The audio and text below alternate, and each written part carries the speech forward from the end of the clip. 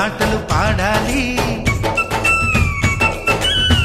చుట్టాలు పక్కాలొచ్చి కమ్మని విందులు చెయ్యాలి. చూసేటి ఊరు వాడ మనసారా దీవించాలి. నలుగురు కలిసి చేతులు కలిపి